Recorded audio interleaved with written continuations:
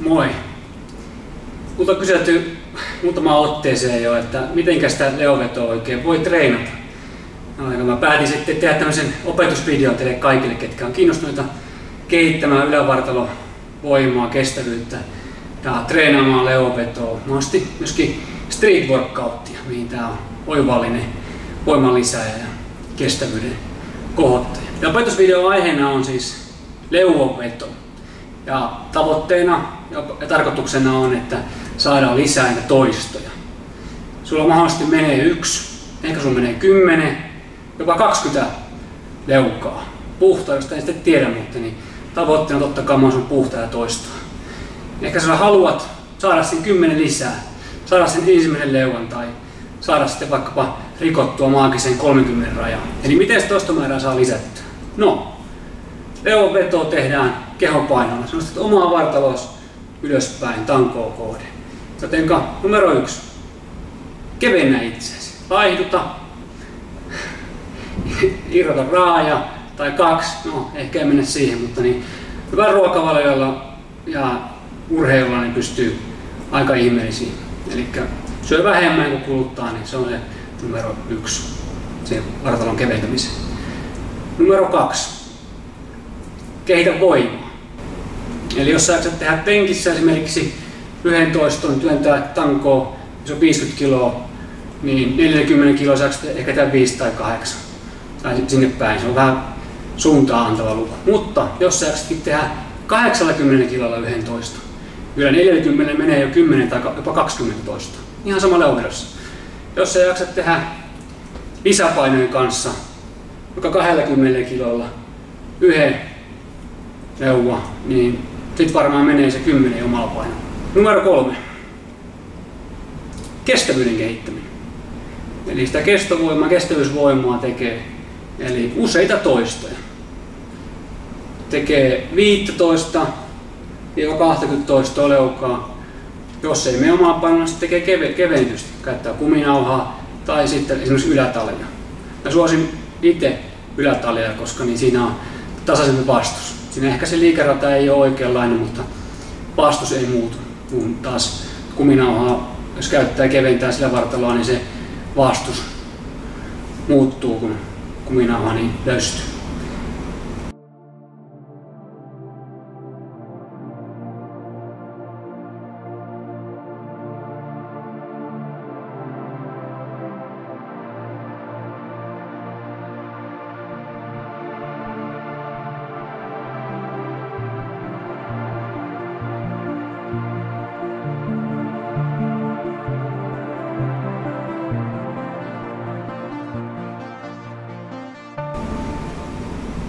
No miten sitä voimaa sitten voi kehittää? Yksinkertaisuudessaan toistomäärät ratkaisee siinäkin. Eli jos sä teet toistoja 3-6, niin semmoinen paino, millä jaksat tehdä 3-6 leukaa, niin se kehittää sun voimaa. Eli jos sä et jaksa tehdä omalla painolla yhtään, niin teet taljalla semmoisella painolla, millä sä jaksat tehdä 3-16. Sarjojen määrät voi olla 3-5. Tai sitten jos sä jaksat tehdä omalla painolla jo vaikka 10 leukaa, yllätä se 10 kiloa lisää tai 15 kiloa ja tee se 3-6 leukaa. Heti kannattaa siirtyä tankoon, kun itse jaksaa vaan omalla painolla tehdä. Eli kun se menee se 3 leukaakin, niin sitten voi treenata sitä voimaa tekemällä sen 3 leukaa siinä tangossa. Mutta se pitää jaksaa tehdä se 3-5 kertaa, eli 3-5 sarjaa.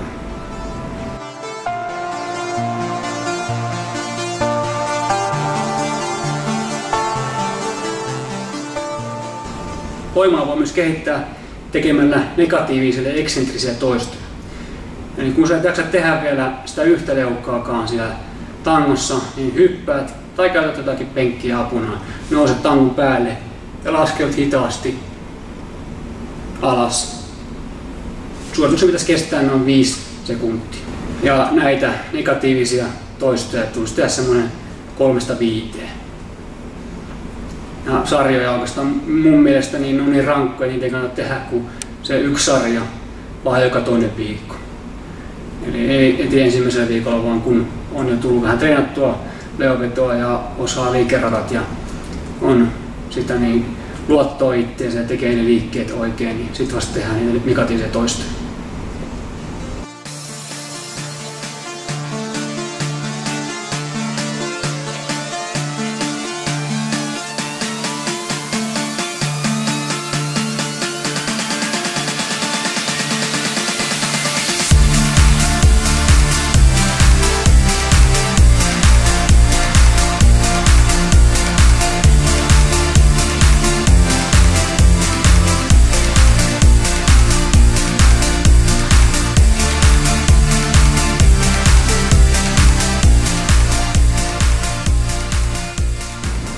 Sitten se kestävyyspuoli, eli miten sitä kestovoimaa lisätään, kestävyysvoimaa, niin tehdään niitä suuria toistomääriä, eli mennään sinne 15 ja 20 toiston suuruusluokkaan, tehdään rauhallisia, puhtaita toistoja.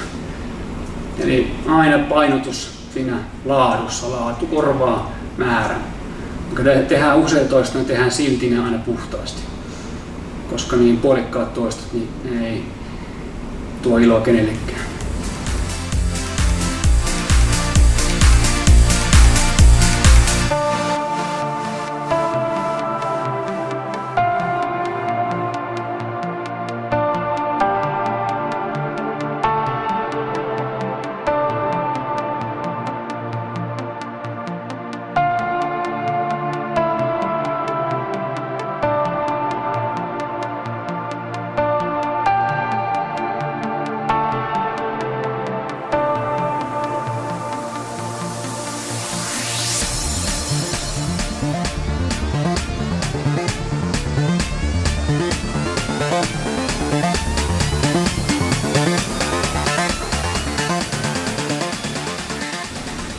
Siinä oli toistomääriin 3 vinkkiä. Oman painon kevennys, voiman kehittäminen, kestävyysvoiman kehittäminen. Ja näitä 3 totta kai, jos kaikkia kehittää sopivassa suhteessa, niin pääsee vielä parempiin lopputuloksiin. Ja näitä kaikkia treenejä ei kannata ympätä sitten samaan päivään, vaan on hyvä tehdä voimantreenit omana päivänä. Jos viikon ensimmäinen treenipäivä voimaa, teet niitä 3-16 sarjoja. Ja sitten niin, vaikkapa viikon viimeinen treeni kuitenkin sillä tavalla, että seuraavan viikon ekan treeni on se päivä tai 2 väliä, niin siellä sitten sitä kestävyysvoimaa, eli 15-20 sarjoja. Jees, eiköhän näillä päästä alkuun. Ei muuta kuin tekemään leukoja.